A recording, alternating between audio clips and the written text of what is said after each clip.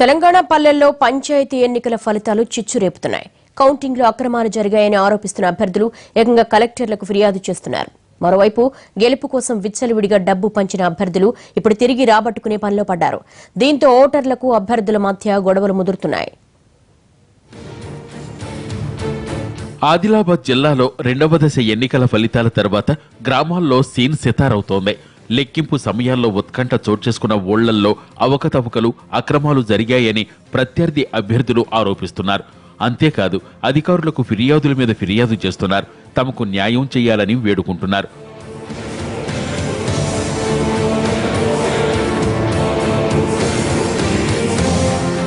తలమడుగు మండలం దేవాపూర్ గ్రామ సర్పంచ్ పదవికి 8 మంది పోటీ పడ్డారు. ఇక్కడ 1915 ఓట్లు నమోదైతే కౌంటింగ్లో 2016 ఎలా వచ్చాయని ప్రశ్నిస్తున్నారు ఓడిపోయిన అభ్యర్థులు. లెక్కింపులో తేడా జరిగిందని అప్పుడే లొల్లికి దిగారు. రీకౌంటింగ్ జరపాలని డిమాండ్ చేస్తే అధికారులు తిరస్కరించారని ఆగ్రహం వ్యక్తం చేస్తున్నారు. దీంతో ఇప్పుడు కలెక్టర్కు ఫిర్యాదు చేశారు. 1915 7 సర్పంచులు ఉంటే 1846 ఓట్లు 7 సర్పంచులకు పట్టిండ్రు. ఒట్టి మాకు నోటితోని చెప్పి 100 ఓట్లు 153 అని చెప్పి అవి మాకు చూపించలేదు. ఎన్ని 100 ఓట్లు వచ్చినాయో మాకు తెలియదు. మరి ఎంత రిగ్గింగ్ అయింది కూడా తెలియదు. ఈ ఓటింగ్ కన్నా కౌంటింగ్ ఎక్కువ అయిపోయింది సార్. కౌంటింగ్ ఇప్పుడు ఓటు ఏదైతే 1915 వేసిండ్రో దానికన్నా కౌంటింగ్లు ఏం చేసిండ్రు 2046 ఓట్లు ఎక్కువ చూపిస్తున్నారు.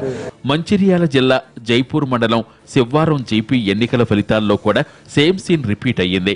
ఇక్కడ పోలైన ఓట్ల కంటే కౌంటింగ్లో ఎక్కువ ఓట్లు వచ్చాయి. దీంతో ఇరు వర్గాలు ఘర్షణకు దిగాయి. కుర్చీలతో దాడులకు దిగడంతో పరిస్థితి ఉద్రిక్తంగా మారింది. వారిని శాంతింపచేసేందుకు పోలీసులు శక్తిమేర శ్రమించారు. అభ్యర్థుల డిమాండ్తో రీకౌంటింగ్ చేపట్టడంతో ఇద్దరికీ సమానంగా ఓట్లు వచ్చాయి. ఫలితాన్ని వాయిదా వేస్తూ కలెక్టర్ హోళికేరి ఈసీకి లేఖ రాశారు. అధికారుల ఆదేశాలతో మళ్లీ కౌంటింగ్ చేసి ఫలితాలను ప్రకటించారు.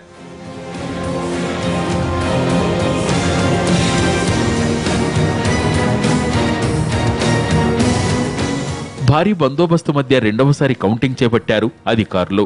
అవిడపు గణేష్ 3 ఓట్ల తేడాతో గెలిచినట్లు ప్రకటించారు. గణేష్కు 328 ఓట్లు రాగా ఆయన ప్రత్యర్థి చల్లా విశ్వంబర్ రెడ్డికి 325 ఓట్లు వచ్చినట్లు అధికారులు అనౌన్స్ చేశారు. ఇప్పటికీ చాలా గ్రామాల్లో ఎన్నికల ఫలితాల తర్వాత గొడవలు జరుగుతున్నాయి. డబ్బు పంచినా తమకు ఓట్లు వేయలేదని అభ్యర్థులు మండిపడుతుంటే మరికొందరు ఇచ్చిన డబ్బు తిరిగి తమకివ్వాలని ఓటర్లను డిమాండ్ చేస్తున్నారు. మొత్తానికి కొన్ని పల్లెల్లో పంచాయతీ ఎన్నికలు జనం మధ్య చిచ్చు పెట్టాయి.